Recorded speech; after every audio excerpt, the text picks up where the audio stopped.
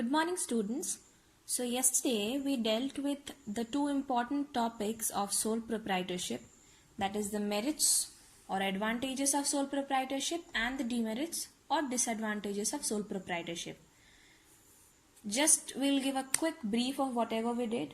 We studied that in order to have a sole proprietorship sort of business, there are various kind of advantages as such.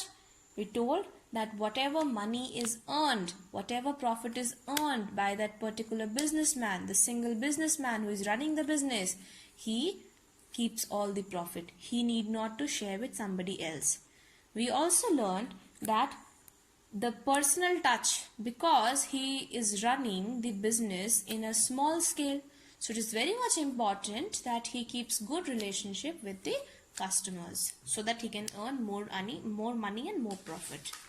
Then we also understood about the secrecy of affairs, in which we learned that in the sole proprietorship sort of business, the proprietor or the businessman need not share his accounts detail, his book of accounts with anybody. So there is no legal compliances, no legal formalities that a sole proprietor has to do to start a business or to close a business.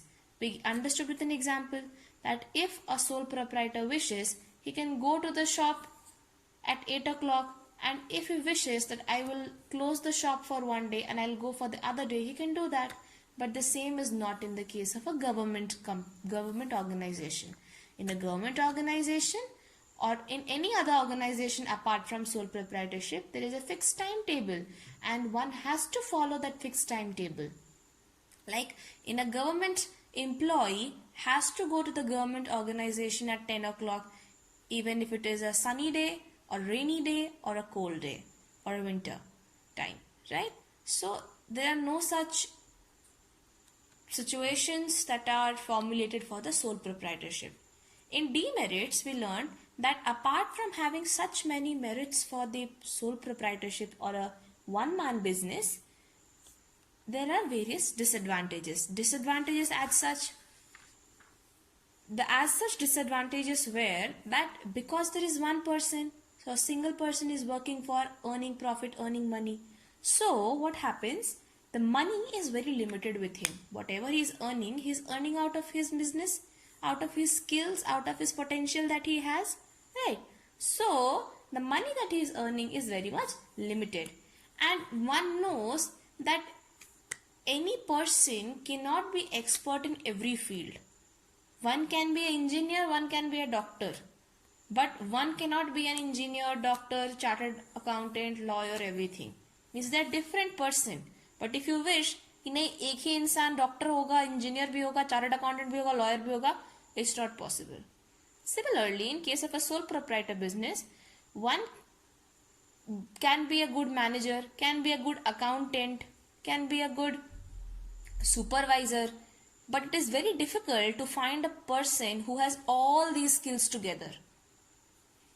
Next, we said that it has an uncertain life, in which we said that the sole proprietorship has a very uncertain type of life. What I mean to say, because there is one person who is running the business, so in case if that person dies, then that particular business gets closed.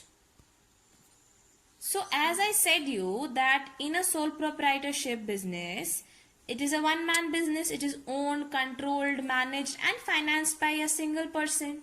So we know that a single person cannot do everything in a business, right? Usually a single person cannot do everything in a sole proprietorship business, right? But some business can be done in certain areas. What I mean to say is, see, in suitability of sole proprietorship, it is very much important to understand what does it mean. It means that we have understood till now the meaning of sole proprietorship. We have understood its features, its advantages as well as disadvantages. Because the sole proprietorship has many disadvantages also attached with it, It means that every business cannot be done by sole proprietorship method. That is, every business cannot be run by a single person businessman. Some business can be run on the model of sole proprietorship. There are certain businesses which can be run by a single person. Which are these businesses? Let's understand. The first business or the case is where the market is local. When there is a small scale retailers. So everything is happening in a small scale. So in a small scale means that the consumers, the retailers, the wholesalers, the sellers, all are in direct contact with each other. So what happens? Each of these knows very well. Therefore, a sole proprietor business can run well in this situation. The second situation says that where personal attention to the needs and preferences of customer is essential. See, when you go to a tailor, right? When you're going to a tailor and you're asking him to make a pair of shirt and pant for you. You know that the tailor prepares very good clothing for you, for any person. So you have a mindset in your mind that whenever you go to this tailor, he will design a nice pair of shirt and a pant for you. Now think, if this tailor would have had a large scale business in which he would have had large number of people with him working. So would it be possible for the same tailor to make the same pair of shirt or pant for you every time? No, it wouldn't, because there would be so many orders, so many things. But in sole proprietor business like a tailor, you might have seen a tailor near to your house. Whenever you want him to make a pair of shirt or pant for you, he does it for you. He does it with utmost care and attention, because he knows that he has to maintain good relation with you. And he has to keep happy, because if the consumers are happy, as the consumers are the god of the business, right? So if the consumers are happy, then there will be good profit earning, and when there is good profit earning, the business will flourish. The next says where fashion changes very frequently. See, sole proprietorship kind of business is very suitable when the fashion is changing. Like for example, jewelry. You know jewelry? So what happens? Every other day there is a new design. There is everything new. The previous one becomes old. So in case if you think that there was a jewelry shop which has 15-20 members in it, in which they all are working. So in case if there is a change in the fashion trend and you want to make something as per the changing fashion trend, before making you have to see that all these 20 members in your shop are knowing that what is the new fashion trend. So you have to arrange a meeting, you have to explain them, you have to make all the working plan, and then you have to check whether the things are going or not. But in case of sole proprietorship, because there is a single person who is a businessman, he knows very well what is the changing trend, and he need not bring anybody for meeting. He is the single person running it, he is managing it. So he himself will go and design as per the changing trend. So the time of decision making or the time of action in the sole proprietor business is quick, as we have understood in the merits of sole proprietorship also. Then we understood where small amount of capital is required but personal skills are more important. In this we learned that in sole proprietorship very small amount of capital is required, because there is one person who is running it. So little amount will do. What is capital? I have told you, initial amount of money that is invested in the capital, in the business. But the personal skills are more important. See, capital, what I mean to say is like a health clinic. Okay, what happens in a health clinic? Health clinic, there is a little bit of capital is used, little bit of money is used, some machines and all is purchased in the clinic. There is a doctor who comes there, who sees his patients, and what is important here is that his skills are important. If he is able to prescribe medicines properly, if his patients are getting recovered easily, then the demand of the doctor will be much more in the market as compared to the doctors working in the 5-star hospitals. Getting my point? So here the infrastructure doesn't matter, the capital doesn't matter, the skills are very important. If as a seller you are so good to the consumer that you are keeping good personal relationship with these consumers, the personal consumer will come to purchase things from you. He'll not go to a big wholesaler. Understood? Next, when quick decision and prompt action necessary, I have told you. In the case of jewelry only, I told you how it happens. When you have a think that if you have a company in which there are, or an organization which has 20 people in it or 10 people in it, before taking a decision you have to call all the people will talk, will have a debate on that, then you will come on a conscious decision, and then what will you do? You will then implement it. So there is so much of time that is being lagged. But in sole proprietorship, the decisions are quick because there is a single person. He has to take the decision whether he has to go right or left. He doesn't have to wait for the other people to help him किस direction में जाऊं. Understood? Next, where risk involved is negligible. See, I have told you sole proprietorship is a kind of business where the amount of money invested is lesser as compared to big organizations, big firms, right? So here the risk associated is also less. For example, doctors. What happens? As a doctor, when you are providing a service to your patient, so the risk is very less. What I mean to say, if you are consciously treating your patients very well, if the patients are coming to you for 2 days and the third day they are not coming, so the risk is very negative. Now we'll be understanding a very important topic of today's session, and that is the meaning of Hindu undivided family business and the features of it. See, Hindu undivided family, what is it? Let's understand first. It is a joint Hindu family business which is owned and managed by the members of the joint Hindu family. Very simple. The business is owned, it is managed by whom? By the members of the joint Hindu family. So there is a Hindu family, their joint family, and all these members are owning it and managing it. Such businesses are called Hindu undivided family business. But the key word here is that all the male members of the family are the part of the Hindu undivided family business. Not the female members, okay? All the male members are having a share in it. And there is a term called Karta.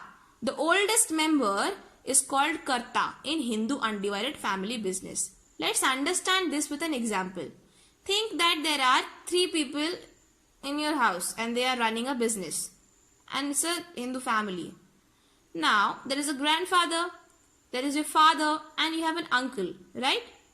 Your father has been given the responsibility by your grandfather to provide all the fees to the school. So, there are so many children in the house, and all the fees of these children will be paid by the first son of your grandfather, that is your father, okay? And your uncle has been given the responsibility of purchasing all the grocery items for the house. Understood?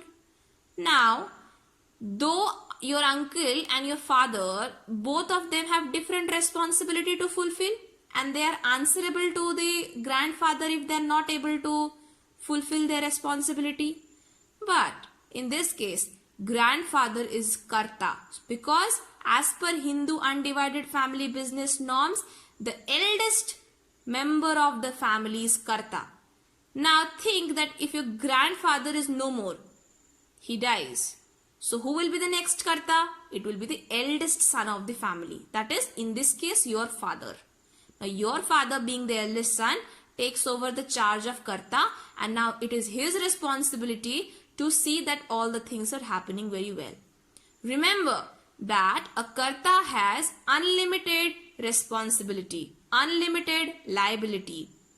Now I told you in this previous example that your father has the responsibility of paying school fees.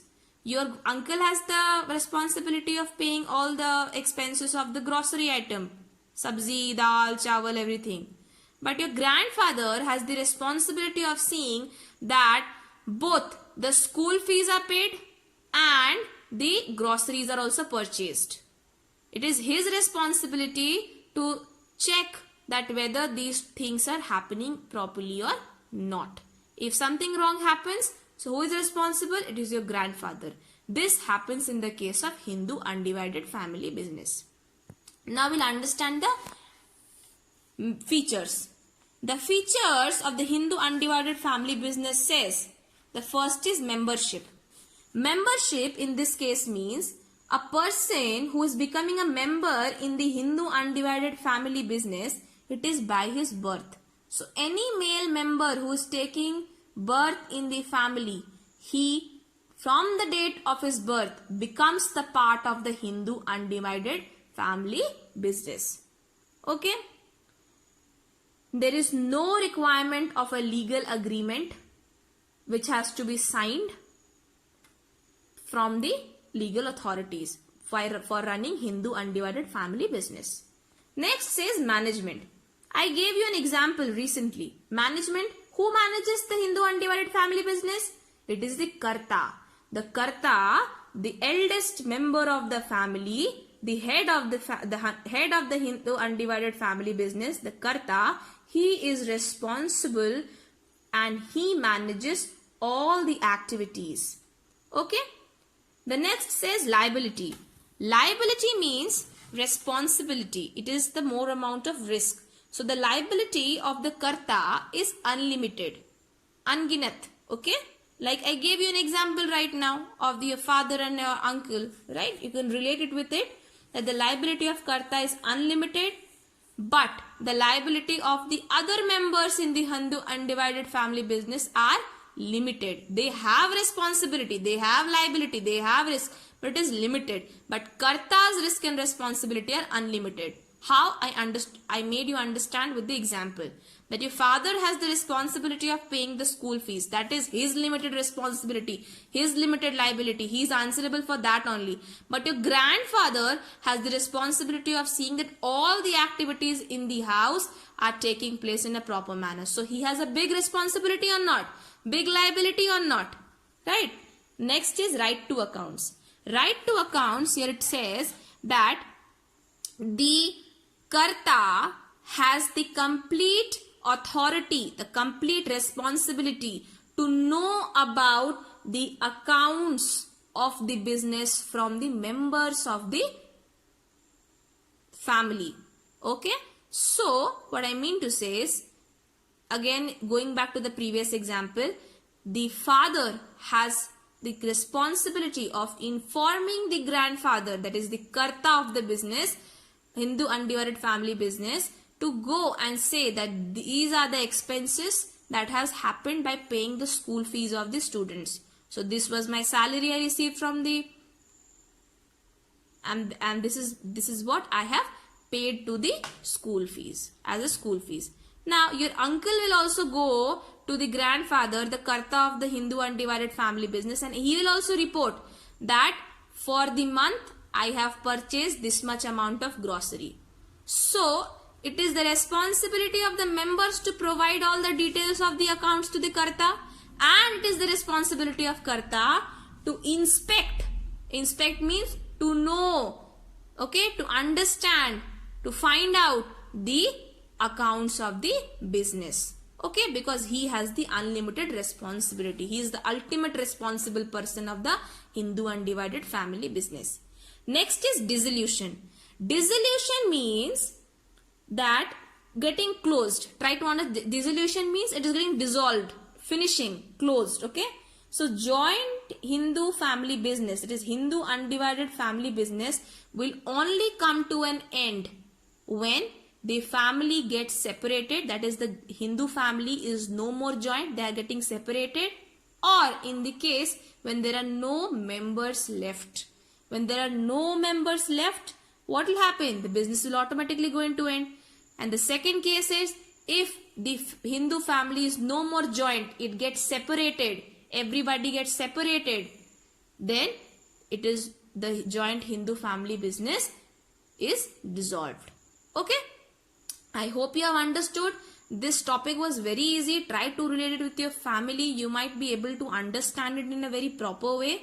The homework for you is The one-man control is the best if the man is able to manage everything. Discuss.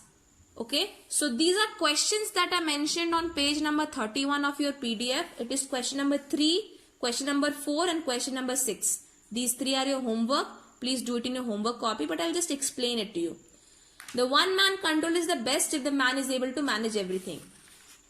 See, in this, I am telling you the essence of this question, the meaning. And the meaning of this question is that sole proprietorship has numerous merits and it has numerous demerits. But the sole proprietorship is okay, is at its best when that person is able to manage everything, when he has lots of skills with him. So you have to discuss about this question or this statement. This answer is actually relatable to the suitability of the sole proprietorship that I explained you just now in the start of this session. The suitability of sole proprietorship is basically the answer of this statement. If you go through the PDF shared, this statement is there in that paragraph in page number 28. You can read it and you have understood the suitability of sole proprietorship, you have understood the meaning, the merits and demerits, you can write it in your own words. Okay? The second question for you, what I gave you in homework was, under what condition is the sole proprietorship suitable?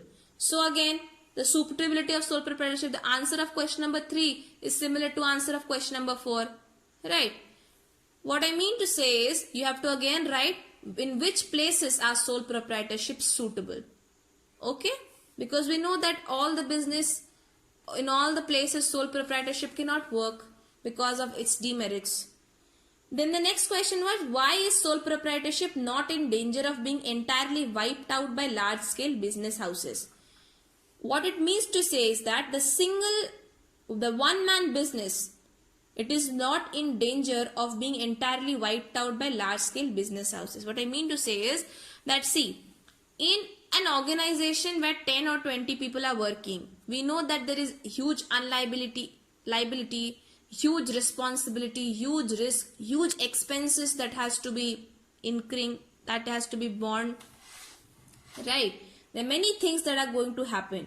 But in sole proprietorship, it has n number of merits with it, which I have shared with you in the previous lecture as well. So, understand the question. The question is again saying that the sole proprietorship is not in danger. Why is it not in danger?